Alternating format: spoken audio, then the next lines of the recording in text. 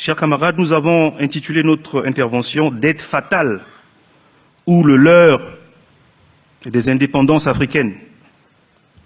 Pour comprendre la problématique de la dette fatale qui assaille l'Afrique, il convient de revenir à ses origines et aux raisons qui ont conduit à son développement. Après avoir démontré que la dette africaine est une reconquête savamment orchestrée du néocolonialisme, il sera aisé à tout un chacun de la caractériser d'odieuse et d'illégitime. Par conséquent, son annulation n'est pas une sollicitation de la générosité des créanciers, mais une réparation et une justice rendue au peuple trahi. En effet, au tournant des indépendances africaines, dans les années 1960, les anciennes puissances coloniales sont confrontées à deux défis. Empêcher par tous les moyens la montée au pouvoir dans les anciennes colonies des régimes nationalistes et panafricanistes,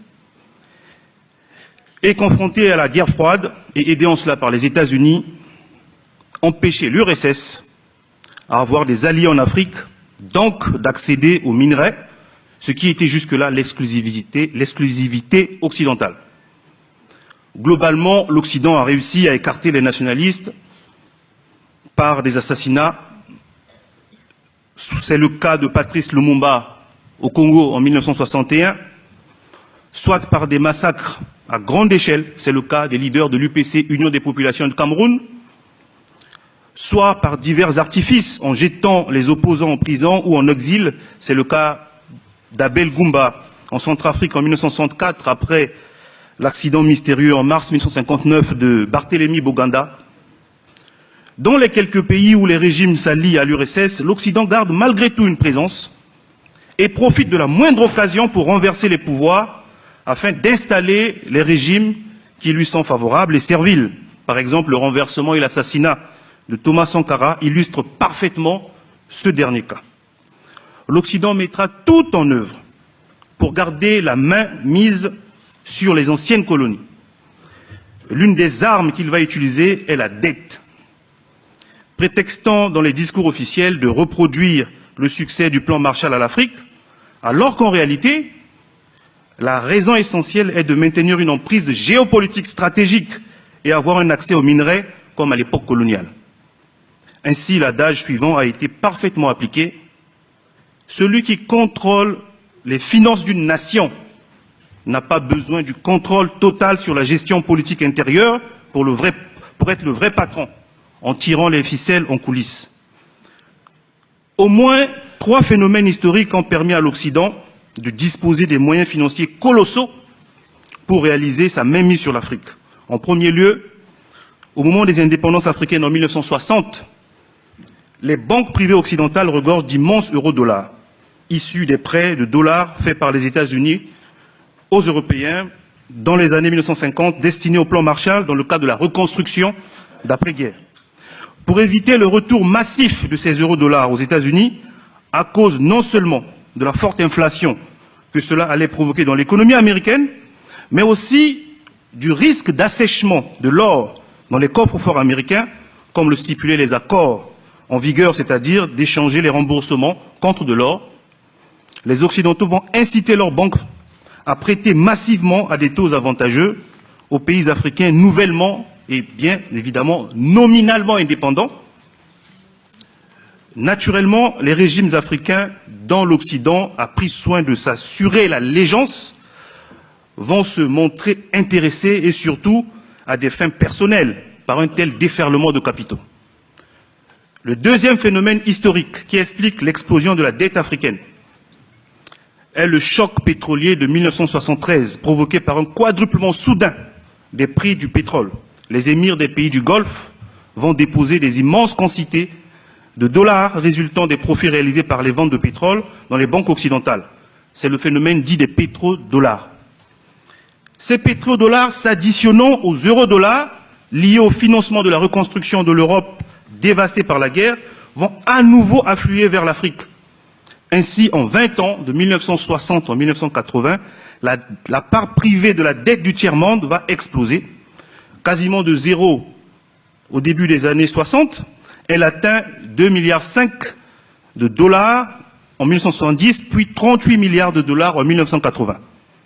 Rappelons qu'en 1980, la dette africaine est libellée en dollars, en francs français, en Deutschmark, en livres sterling et en yens japonais, ce qui oblige les États africains à se procurer de devises fortes pour rembourser les prêts contractés. Bon an, mal an, l'Afrique règle sa dette jusque-là.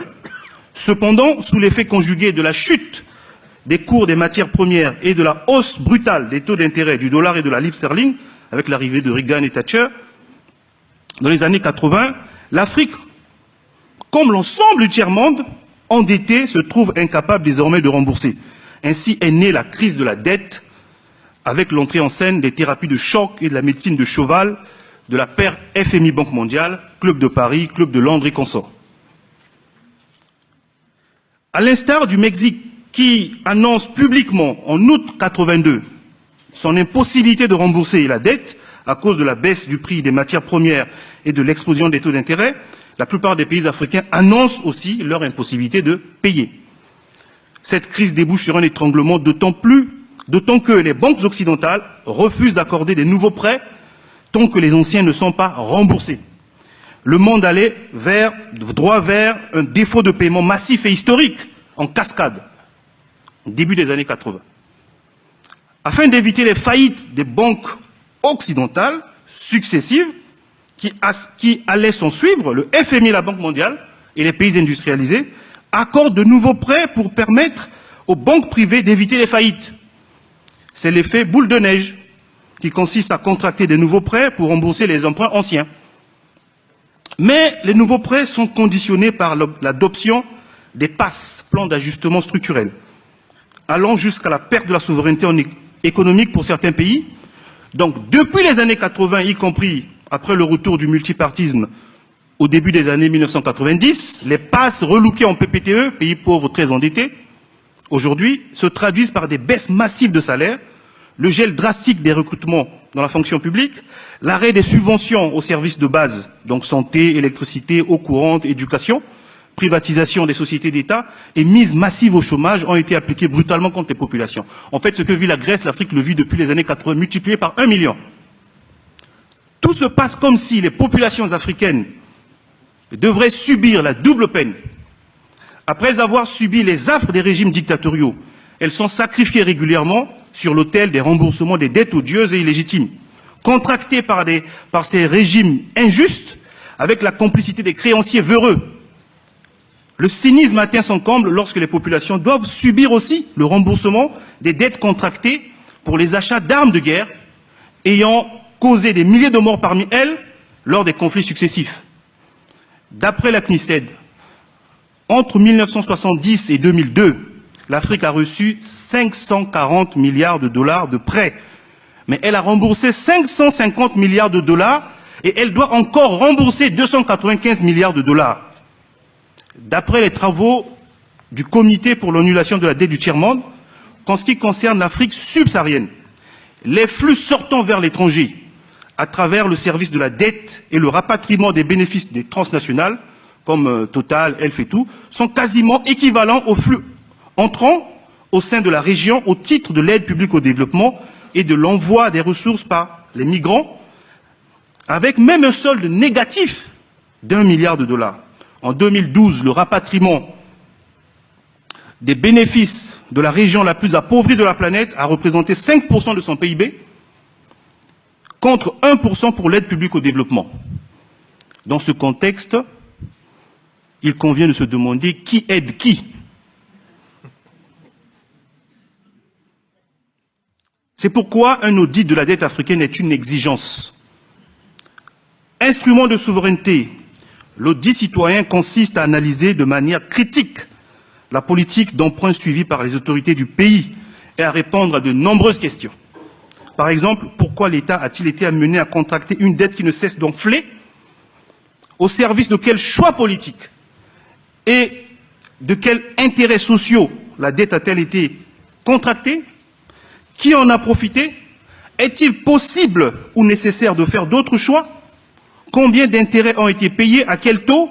Quelle part du principal a déjà été remboursée? Comment des dettes privées sont-elles devenues des dettes publiques?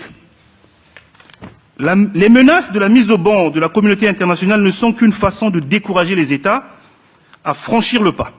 Car contrairement aux idées reçues, les travaux récents des deux économistes Carmen Renat et Kenneth Rogoff ont dénombré 169 défauts de paiement qui ont duré en moyenne 3 ans entre 1946 et 2008. Aucun pays n'est mort. Mais en tant qu'organisation politique, notre organisation, la Ligue panafricaine Umoja, est consciente que la question de la dette africaine est une question éminemment politique. Il ne suffit pas de vouloir ou de réclamer l'audit de la dette, encore faudrait-il créer le rapport de force favorable pour engager les États africains dans cette voie. C'est pourquoi, face aux créanciers rassemblés sous la bannière du FMI de la Banque mondiale, un front uni contre la dette est aussi un objectif panafricaniste. Je vous remercie.